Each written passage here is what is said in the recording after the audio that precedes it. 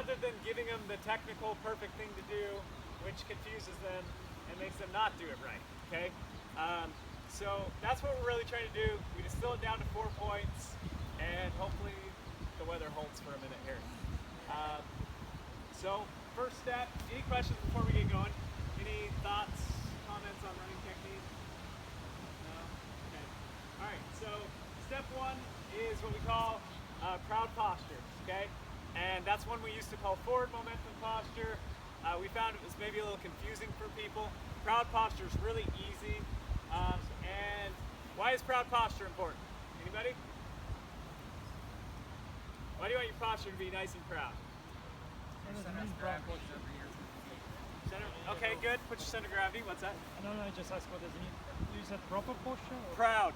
Proud? I don't know what does it mean. So proud posture means like, you know, you're gonna, I gotta take my jacket off. I know the word proud and I know the word posture. Okay, so proud posture right here, okay? All right, you're gonna be proud. What you're gonna think to yourself where you're out running, is you're gonna tell yourself, run proud, run tall, okay? Run proud, run tall. That's what you're gonna chant to yourself. Now, what we want to do is get good posture and then get it moving forward. Use gravity to your advantage is what some people might say, okay? So everybody reach for the sky, come down, relax, okay? Great. Now what you're gonna do is just push your chest and hips forward until you feel like you naturally want to step. Keep your eyes ahead, not looking down. And as you feel the momentum shift with your body, just roll with it, okay? It's not a big shift, it's really subtle. And it's important. Sometimes you might read in articles or hear people say, find your lean. I hate saying find your lean because most people, if you tell them to lean, they break the critical law of, thank you, bending at the waist. Yes. And what we never want to do is bend at the waist because that takes your core out of things, okay? That's what happens at the end of a race when you start to get tired, is you usually end up pulling back or bending at the waist one way or the other, and you take your core out, you lose all your power. So what we want is we want all that strength working for us, okay? So again, come up, get a reset, chest and hips forward, drop straight into your up. What we're not looking for, of course, is this right here, okay? That's taking a step when you need to take a step, not when it feels natural to take a step, okay? So you're waiting for that subtle momentum shift. Another way to find it is you can get good posture and just kind of rock back and forth, and as soon as you feel that heel wants to pick up off the ground, just let it go. Just let it go, okay? All right, so now what happens is, this is a good way to start a run, but we got to talk about what happens when you're tired late in a run, okay?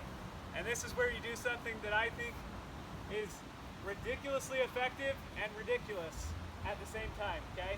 Those of you who were here last year, you know that I do shoot the moon, okay? So we're all gonna pretend that the moon is out in front of you, for you guys back there, here, for you guys out there, for you guys right out here. Shoot for the top of the peak right there, okay? And you guys can shoot the peak, the rest of you can shoot the imaginary moon. But basically, pretend you're running along. You can also start a run this way. You're gonna throw your arms out in front of you towards the peak and retract them really quick. So I also will call this pop the moon, okay? Keyword being pop. So you're just gonna pop the arms out and back. It looks really dumb, but it totally works. It works really well in a 100-miler. In a 100-miler? When you're tired. Does it? Yeah. Really well. Just snaps the hips and chest and right it gets into everything place. lined back up. Yep, so a lot of times, I'll demonstrate for start. You're gonna start a run like that, okay? You can laugh, it's fine. But what Jeff's talking about, late in the race, you're here. Everything's terrible, okay? And then, boom, pop the moon, straightens everything back out, lines everything back up, okay? So everybody try starting by popping the moon, and then once you've started, run around a bit and try popping the moon while you're running. Kind of spread out a little bit. Give it a shot. Go. That way. Like a...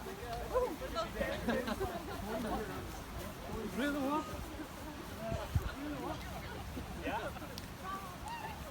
Oh, you're getting this, James. Yes.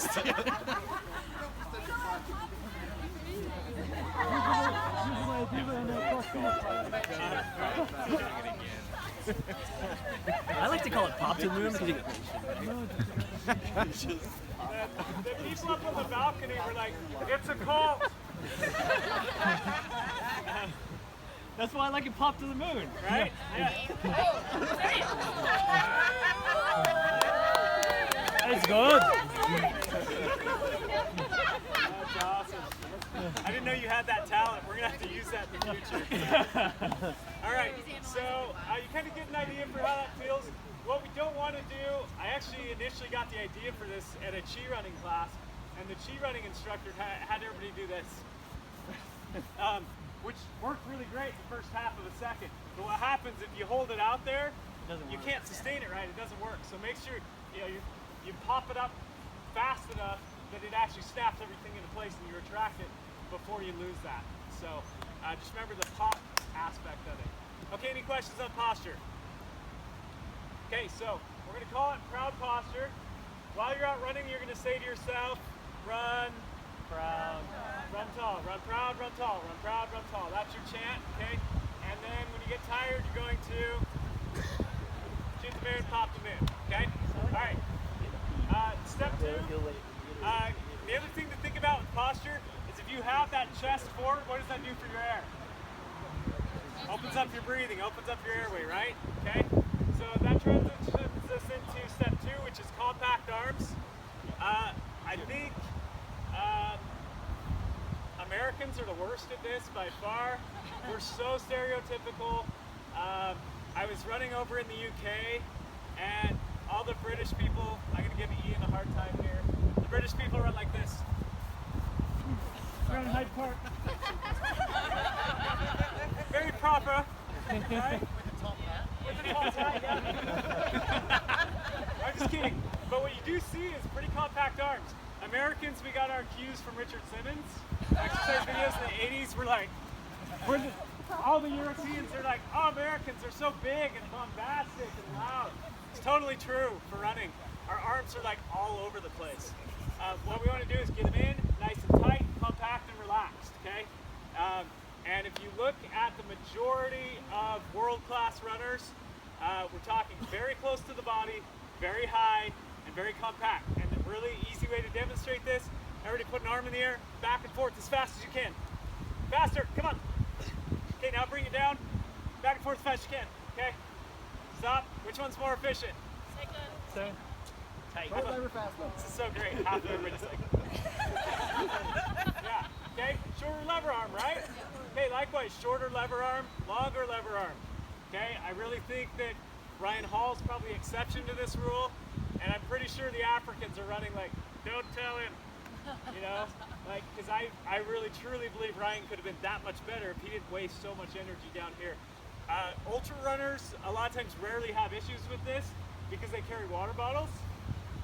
And most anybody who challenges me on this, I simply put weight in their hands and they pretty much instantly go from here to here because your body's like, oh yeah, oh, that's a lot more efficient when I'm carrying weight, you know?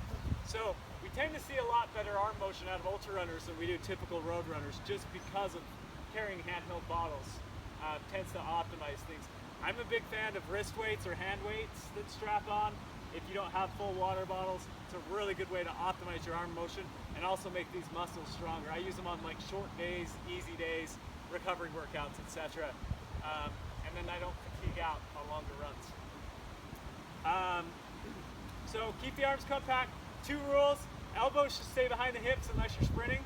So right around 5:30 pace, the elbow starts to come forward past the hip, but anything slower than 5:30 pace, the elbows are back, okay? And what happens when you pop this elbow back? What's that do for your air and your chest? Opens up your airway, proud posture, okay? So if you want to drive forward, you pop the elbow back, okay? Popping your elbow back is going to drive your body forward. It's the opposite of what a lot of people think. Back is an active motion, forward is a passive motion. So there is no forward arm swing. There's only a back arm swing and a recovery, okay? And the easiest way to see bogus running form is look at any Runner's World magazine cover, and most of the ads they're in, especially ASICS ads, you can see the elbow gapping the hip right here, and you know they're gonna overstride and they'll be running like garbage, okay? really easy to see. Hopefully it drives you crazy and you pay attention to it when you're driving around town and seeing other runners as well. So we want to keep that elbow back behind the hip. And then the other is we want to limit side to side motion because we're trying to go from point A to point B in the shortest possible distance, which is a straight line. Yep. So we don't want to be doing this. So the fists should not cross the midline. Okay. You know, we want to be here, not here. And this is especially important for people with tweaky hips, knees, low back, etc. Everybody stand here, do this thing. You can feel how much torque that puts on your joints, on your knees, on your hips, okay? And it's really, really common. Okay. Arm questions, comments, reactions, challenges. We're all learning together. Nothing? Okay. All right, so just remember, arms are compact. My thing to remember this is actually chicken wings, because you don't run like you think you run. Everybody's heard a recording of their voice, right? It's like this awful, terrible thing. And you've also probably seen a picture of yourself running and you're like, I don't run like that, you know? So what I'm telling you is with proud posture, you're probably gonna feel like you're clear out here. You're probably gonna look about like this, okay? With chicken wings, you're gonna feel like you're doing this at first, you know, and you're gonna be here. I like to oversell it when I'm teaching people. Again, most of you guys are already really good at this, but you're gonna be communicating this to others. So, you know, telling people the chicken wings thing and relax, okay? So, especially with arms, people have a real tendency to get tight when they change their arm technique. So, just getting people to remember to relax whenever they change anything. I always like to say we have 4 steps that all have relax after them, okay? So that's arms, and just remember, elbows stay back behind the hip. Chicken wings is your easy thing to remember. Keep those arms nice and high, and pop back to run forward to get your forward momentum. And I think a really good way to think about this is any of you who've been to a high school or high school or college track race or cross country race, you've seen the disaster that ensues when coaches yell this out. Pump your arms! And you see these kids running along that are super tired, and they hear their coach say this, and then this happens. You know, like limbs start flailing everywhere, tons of wasted energy. It's a disaster. And all we have to do is get coaches to add one word. Pump your arms back! Okay? As soon as you start popping those elbows back, your legs start flying out behind you. Your posture's good, everything works together, everything gets really efficient. So remember, pump your arms back, chicken wings, and compact arms, okay? All right, step 3, low impact landing. Of course, this is what Altra is all about, and simply putting on a pair of Altra shoes will alter your landing. And the most important phrase I think you guys should understand, especially when interfacing with others that don't know the brand well, is that I'm out of breath. I need to get in better shape. Is we're the only shoe brand not changing the way people run. Okay? Everybody else builds up the heel, tapers the toes, and their shoes encourage people to overstride. 50 years ago, before shoes had those features, virtually no one was overstriding. Now, 4 out of 5 runners overstride. Okay? So everybody else's shoes are encouraging people to run a different way than their body naturally is born to run. And what we're doing is saying, be you, be the best version of you, okay? What we're saying is run the way that you were born to run. And so all we're saying is we're trying not to mess with your foot strike. We're letting your foot strike be what it is, whether you be a light heel striker, maybe, you're forefoot. We have like, who's my heavy forefoot striker that I saw? Oh yeah, Chase, way up on his toes. Anyway, whether it be somewhere in there, we don't want to mess with that. We want to be let you be the most efficient as you are genetically. Some people genetically are just the way they're built. They're going to land a little bit more on their heel. Some people are going to be a little bit more on their forefoot. What's important is they land underneath the bent knee, because we want this big 3-foot spring here to be able to bend and absorb impact every time we land. Okay? When you land out in front of your body with a check mark or an overstride, that can't happen, okay? So you get that underneath the knee, and boom, your body can do its thing, absorb impact properly, okay?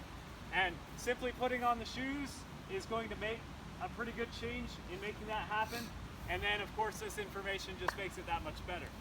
So to demonstrate, everybody jump 1 inch in the air on my count of 3. Land squarely on your heels. 1, 2, 3. Okay, it's not so bad on the grass. I love when we do this indoors, the building shakes. And everyone's like, oh, my neck. Okay, now we'll jump 10 times higher. Let's jump 10 inches to a foot in the air.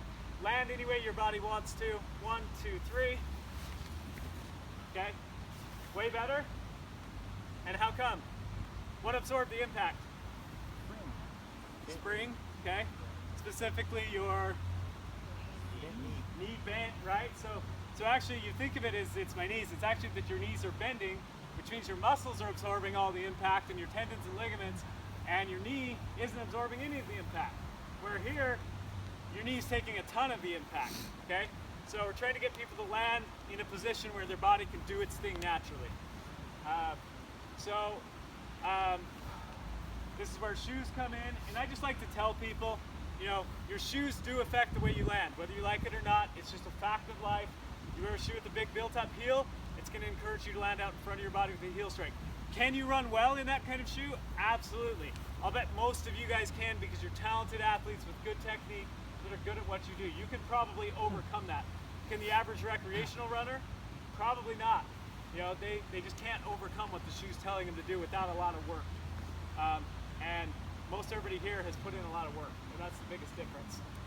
Okay, so any questions on landing zone or foot strike, or like what the media says, or you know how we want to describe it to people, or anything like that? You guys are so quiet. You're all like, get me out of the rain. Okay. All right, so just remember, 3 foot's free. We want to land where that can happen, okay? And again, we don't care if it's a light heel strike, a light 4-foot strike.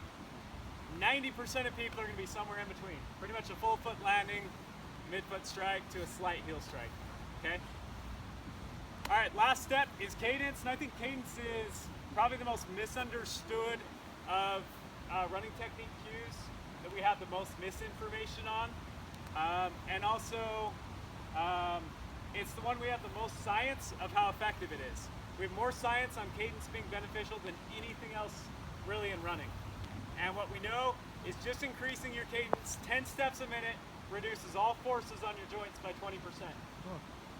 That's huge, and it's awesome. So we want that to happen. Most people are running too slow. What's the number, the magic number we're all told that we're supposed to run cadence-wise? Anybody else? 180 across the board, right? Okay. How many of you have had somebody or read somebody say, I can't do that. It's not doable. It's too hard. Doesn't really work for me. Okay. I hear it constantly.